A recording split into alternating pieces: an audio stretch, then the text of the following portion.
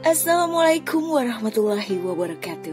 Selamat pagi anak cerdas, unggul, dan berkarakter. Berjumpa kembali dengan Ibu Vina Deviana dalam pembelajaran Bahasa Indonesia. Kali ini kita akan belajar materi kelas 10 semester 1, yaitu laporan hasil observasi. Bedah objek agar tepat memperlakukan atau menyiasati. Dengan mempelajari teks laporan hasil observasi atau LHO, kalian dapat berlatih memahami secara lebih mendalam suatu objek melalui pembedahan aspek-aspek, bagian-bagian atau komponen-komponen penyusun objek tersebut. Dalam LHO, hal-hal tersebut diidentifikasi dan dijelaskan bagaimana karakter atau ciri, bentuk, perilaku, manfaat, dan atau fungsinya. Dengan memahami objek secara mendalam, kalian akan dapat menyiasati atau memperlakukan objek tersebut secara lebih tepat. Perlu diingat bahwa salah perlakuan terhadap suatu objek akibatnya bisa merugikan atau berbahaya. Maka dengan kemampuan berpikir analitis seperti pola teks LHO, kalian akan lebih cerdas dan lebih sukses menghadapi atau menyiasati fenomena alam maupun sosial.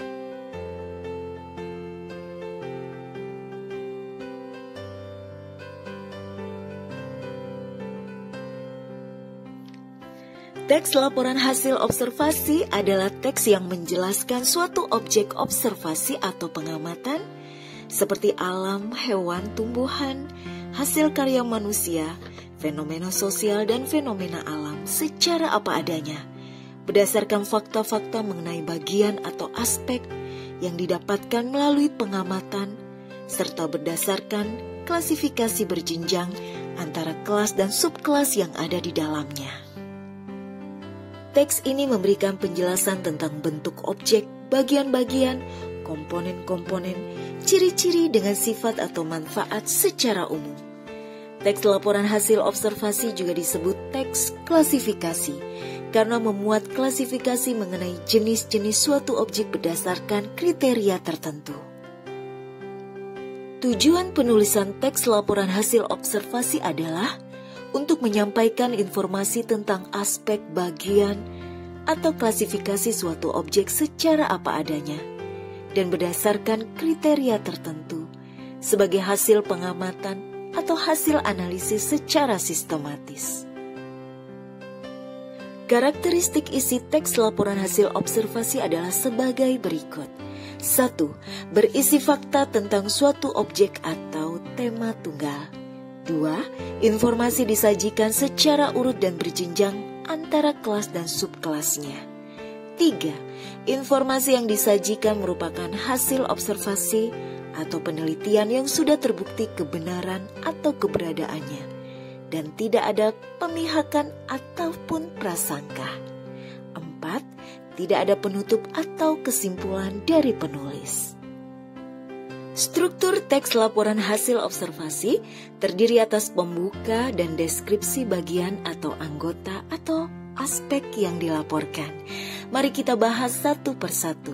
Yang pertama, pembuka yang berupa pernyataan umum. Bagian ini berisi sekurang-kurangnya ada 2 hal, yaitu definisi ilmiah atau nama ilmiah objek yang dilaporkan dan diklasifikasikan. Tidak jarang pernyataan umum diawali dengan pemposisian objek atau berisi pernyataan tentang penjelasan objek. Yang pertama, definisi tentang objek. Misalnya pada bidang pekerjaan, hasil karya, gejala sosial, hewan, benda, gejala alam yang akan dilaporkan. Definisi adalah kalimat yang mengungkapkan rumusan tentang makna atau ciri utama suatu konsep, benda, proses, atau aktivitas. Kalimat definisi sering menggunakan verba relasional atau kopula, seperti ialah, yaitu, yakni, adalah, merupakan, dan lain-lain. Dalam hal ini perlu diperhatikan agar dihindari penggunaan verba relasional ganda seperti adalah, merupakan, sebab hal ini salah. 2. Klasifikasi, yaitu pernyataan yang memuat dasar klasifikasi dan jumlah anggota atau aspek dari objek yang dilaporkan. Berikut adalah contoh paragraf pembuka yang berisi definisi dan klasifikasi. Selanjutnya adalah contoh paragraf pembuka yang berisi pemosisian objek, definisi, dan klasifikasi.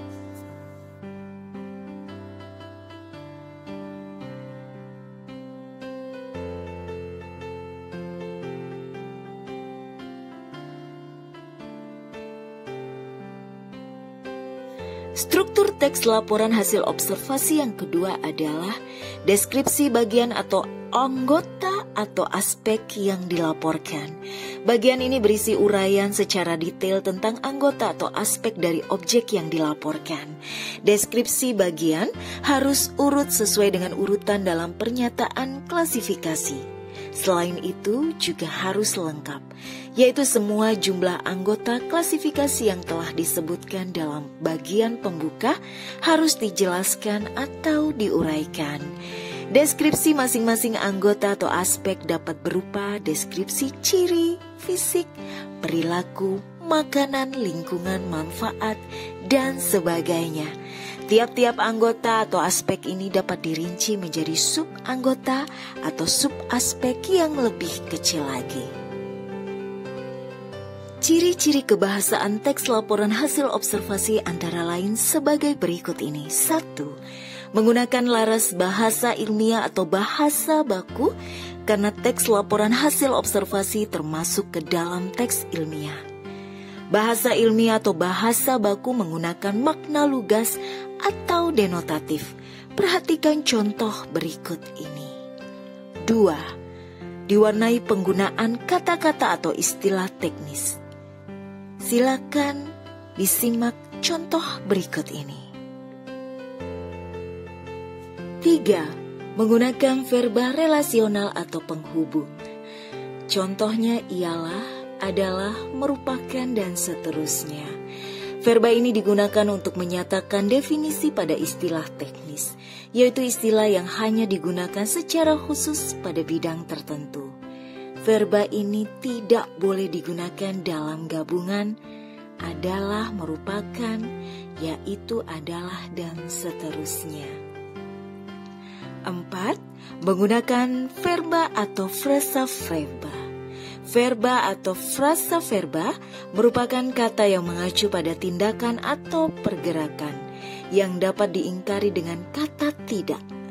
Verba sering menggunakan imbuhan me, ber, ter, dan seterusnya. Perhatikan contoh berikut ini.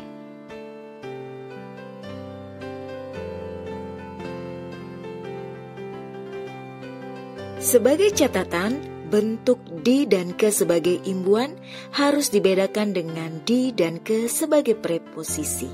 Silakan disimak penjelasan berikut ini. 5. Tidak menggunakan kata pleonastis atau berlebihan seperti guna, untuk, demi untuk, dan seterusnya. 6. Menggunakan kalimat simplek dan kalimat kompleks. Kalimat simplek adalah kalimat yang hanya terdiri atas satu klausa atau satu konstruksi, subjek, predikat. Bisa ditambah objek, pelengkap, dan keterangan. Kalimat kompleks adalah kalimat yang terdiri atas dua klausa atau lebih. Dalam kalimat kompleks terdapat minimal dua konstruksi subjek predikat. Kalimat kompleks dibedakan atas kalimat kompleks setara, kalimat kompleks bertingkat, dan kalimat kompleks campuran. 7. Menggunakan kalimat definisi atau klasifikasi dan kalimat deskripsi. Kalimat definisi atau klasifikasi ialah kalimat yang menjelaskan suatu hal, baik benda hidup maupun benda mati secara umum. Kalimat ini menggunakan nomina atau frasa nomina yang diikuti fakta penjenis. Kalimat deskripsi adalah kalimat yang menggambarkan suatu hal secara detail atau rinci tentang sifat-sifat khusus. Kalimat ini menggunakan nomina atau frasa nomina yang diikuti fakta pendeskripsi. Fakta pendeskripsi berfungsi mendeskripsikan sifat-sifat benda, misalnya ukurannya, besar kecilnya, berat ringannya, warnanya, merah, kuning, hijau, dan seterusnya. Kata-kata pendeskripsi ini dapat didahului dan diakhiri dengan kata penyangat. Contohnya sangat, amat, sekali, super, dan lain-lain. Menghindari penggunaan kalimat tidak bersubjek dan tidak berpredikat. Silakan diperhatikan contoh kalimat tidak bersubjek dan kalimat tidak berpredikat berikut ini. Menggunakan nomina atau frasa nomina yang bersifat umum. Perhatikan contoh berikut ini. Nomina atau frasa nomina adalah kata yang mengacu pada manusia, binatang, benda, konsep atau pengertian yang dapat diingkari dengan kata bukan, dapat diikuti kata adjektiva, juga kata petunjuk ini dan itu. 10. Menggunakan nomina atau frasa nomina yang diikuti fakta penjenis dan atau fakta pendeskripsi. Fakta penjenis berfungsi menggolongkan atau mengklasifikasikan objek atau benda ke dalam kelompok tertentu. Silakan disimak contoh berikut ini.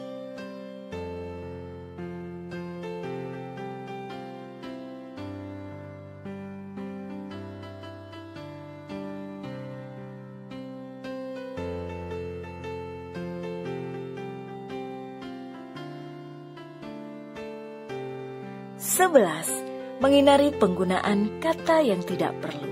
Perhatikan contoh berikut ini.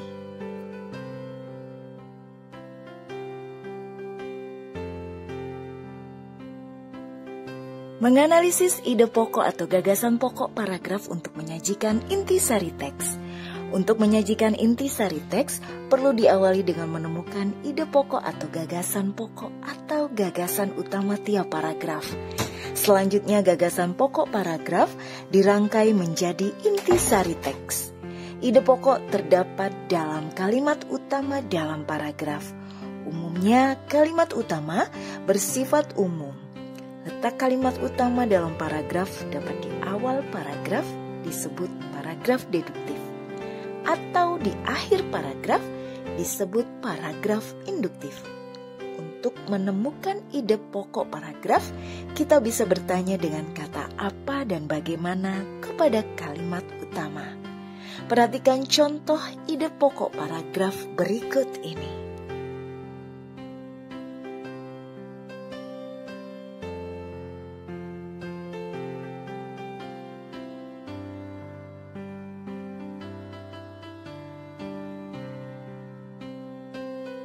Membedakan teks laporan hasil observasi dengan teks deskripsi. Terdapat beberapa perbedaan antara teks laporan hasil observasi dengan teks deskripsi. Perbedaan itu terlihat pada uraian tentang karakteristik kedua jenis teks berikut ini. Karakteristik laporan hasil observasi. Yang pertama, di dalamnya terdapat fakta, klasifikasi, dan fakta deskripsi tentang suatu objek atau tema yang bersifat universal. 2. Menitik beratkan pada pengelompokan sesuatu ke dalam jenisnya sesuai dengan ciri-ciri umum. 3. Menjelaskan hubungan berjenjang antara kelas dan subkelas. 4. Tujuannya untuk menyampaikan informasi tentang klasifikasi dan aspek atau komponen dan karakteristiknya secara umum. Karakteristik teks deskripsi. Di dalamnya terdapat fakta deskripsi tentang suatu objek atau tema yang spesifik unik atau individual. 2. Uraiannya ditekankan pada unsur atau komponen bentuk, ciri, dan keadaan secara spesifik pada tempat dan waktu tertentu. 3. Menitik beratkan pada karakteristik atau ciri khusus pada tiap aspek atau bagian-bagiannya. 4. Tujuannya agar pembaca mendapat gambaran detail tentang objek, sehingga seolah-olah dapat melihat dan merasakan objek yang dideskripsikan. Mengevaluasi teks laporan hasil observasi dengan menganalisis kesalahan paragraf, konjungsi, dan kalimat. Mari kita bahas satu persatu. Yang pertama, kesalahan paragraf. Paragraf atau alinea adalah kumpulan kalimat yang saling berkaitan yang mengungkapkan satu ide pokok atau satu gagasan atau pikiran utama. Ide pokok dijelaskan, dirinci, atau diberi contoh dengan kalimat-kalimat penjelas. Kalimat-kalimat penjelas tidak boleh menyimpang atau sumbang dari ide pokok paragraf. Jika terdapat kalimat sumbang dalam paragraf, tentu paragraf jadi rusak atau paragraf jadi salah. Untuk itu, kalimat yang sumbang harus dibuang atau kalau memungkinkan, paragraf itu dipecah menjadi 2 paragraf. 2. Kesalahan penggunaan konjungsi dan preposisi atau kata depan. Penggunaan konjungsi yang salah antara lain kalau atau apabila. Ada juga konjungsi lain yang sering salah paham adalah sekalipun, meskipun, atau biarpun, dengan tetapi atau namun. Ada kata depan daripada sering digunakan secara tidak tepat. Silakan disimak contoh-contoh berikut ini.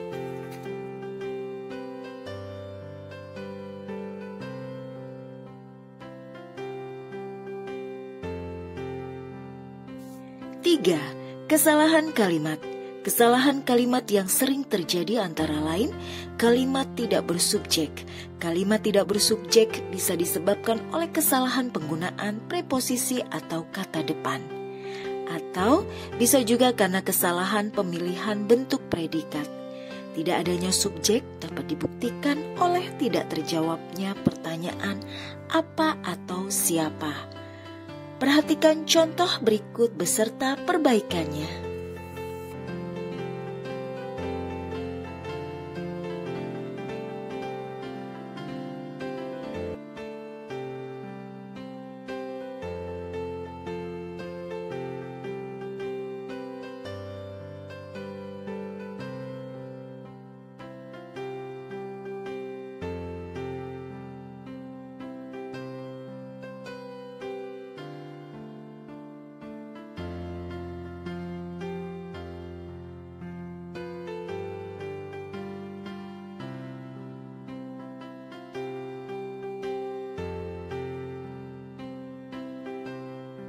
Demikianlah materi pembelajaran kita kali ini. Sampai berjumpa di pembelajaran bahasa Indonesia lainnya. Salam dari SMK Negeri 6 Surabaya. Cerdas, unggul, berkarakter. Wassalamualaikum warahmatullahi wabarakatuh. Sampai jumpa.